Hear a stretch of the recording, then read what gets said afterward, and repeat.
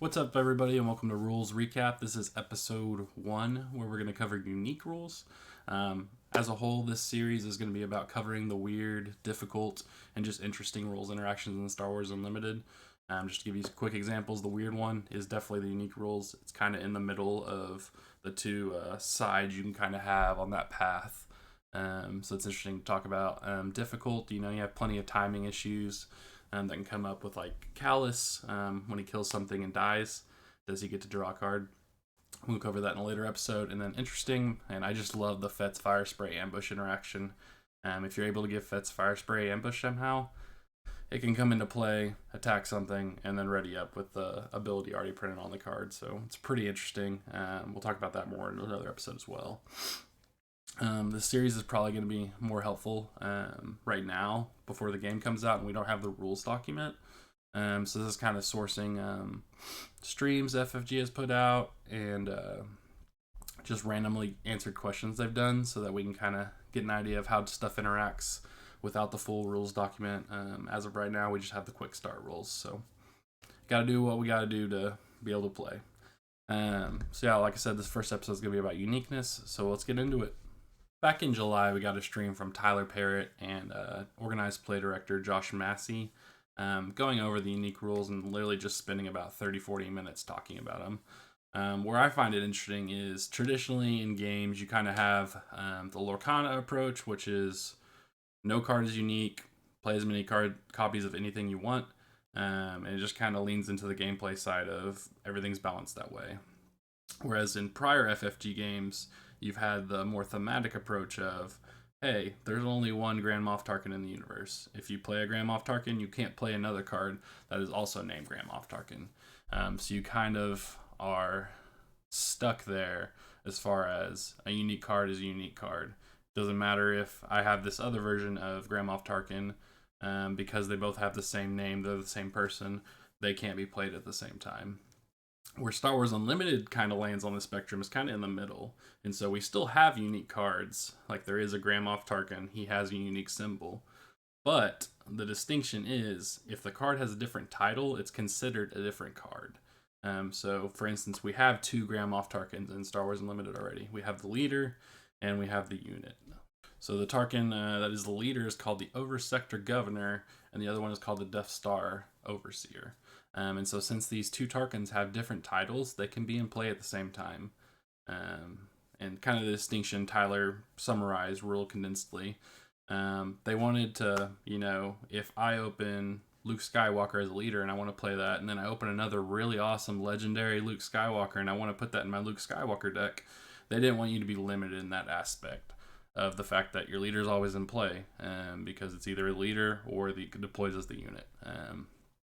So gameplay wise, they wanted to allow you to play both of those at the same time, and so they added that subtitle distinction to cover up the uniqueness. So like I said, you're not at the full end of the thematic spectrum, but you can think about it like this and kind of let it work thematically. So let's say I have Old Man Han out in the battlefield and I deploy my young leader Han based on the Solo movie, and that's like a young, foolish past experience for Old Man Han that he's kind of relying on in the battlefield to help him defeat other units. It's not per se two Hans on the battlefield, but it's more so Han using his past and experiences in life to help him defeat other units. So it's not like full thematic, but it does work to an extent.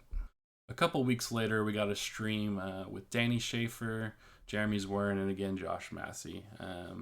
And they were just doing some Q&A at the end of the stream. And so somebody asked, hey, if you have unique Leia Organa and you play her, you already have her on the field and you decide to play another copy, how does that all work? And so they've kind of deduced that, hey, the rule with unique cards is you can play a second copy, you just have to immediately defeat one of them. But the timing-wise interesting part of it is since you play the second card, if it has any when played abilities, those are still going to trigger. So kind of like a short little timeline for it is you play the second Leia Organa, it triggers the when played ability. Now you must immediately defeat one of them, and so you do that, but even if you defeat the one you just played, you're still going to resolve the ability. of the when played to exhaust a unit or ready a resource. And so where that can be pretty strong is, say you had a layout round out there already, it's the start of a round, your opponent has a big Vader with like a fallen lightsaber ready to strike you, and so you play the second layer Organa, which will come into play exhausted, and you decide to defeat that one. So you're basically not having to defeat the first one, so it stays ready, and you get rid of the exhausted one because you're not going to get any additional benefit from it that round, but you still get to exhaust the Vader on the other side and get that benefit. So it's pretty cool ability, pretty cool interaction.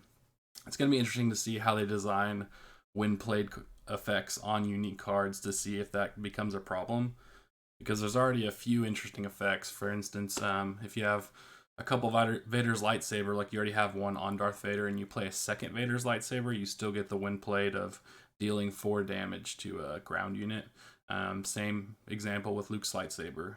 If you had Luke deploy with his lightsaber and your opponent can't one-shot him, whatever damage they do to him, you can then play the second Luke's lightsaber and heal him again, give him a shield. So there's already some pretty strong effects going on with the unique cards. And obviously the Leia Organa we already talked about. Another interesting one is if you have Colonel Yularen out and you play a second Colonel Yularen, they will both trigger off of that green card played. And so it doesn't matter which one you end up defeating. The first one triggers when you play the second one, and the second one, it specifically says that he triggers himself. So you would actually heal 2 in that instance of playing a Colonel Yularen, even though you have to defeat one of them. So could be a pretty swingy late game heal effect. It's only 2 damage, so it's not like game breaking, but you could win games with this kind of thing. So it's going to be interesting to see how the unique rules shape out. My buddy DJ Stormtrooper, he'll always find him in the rules section of the Discord arguing about uniqueness. He absolutely hates it. He is very much on the, I want the thematic, I can only have one Tarkin. It drives him crazy when I say, okay, this Han does 2 damage, this Han does 4 damage. He wants to know there's only one Han on the battlefield. So if you ever see him in the Discord, feel free to hit him up and give him crap about the unique rules. He'll get into it with you. That's it for this episode, though. You can always check out our gameplay videos. We're uploading at least 3 a week, usually Monday, Wednesday, Friday, and then we'll try and kind of supplement the other 2 days of the week with videos like this. If Tyler ever gets around to it, DJ Stormtrooper, we will get going on a podcast. But for now, this is it. So let us know if you have any rules questions. There's a good resource if you just go to the main Discord and go to the rules section. There's a rules FAQ, or you can go to, I think it's Swoo Holocron. I'll put the link in the description along with the 2 streams I referenced in this episode. But yeah, there's lots of interactions just kind of laid out already, so it's a good place to review. But that's it for today.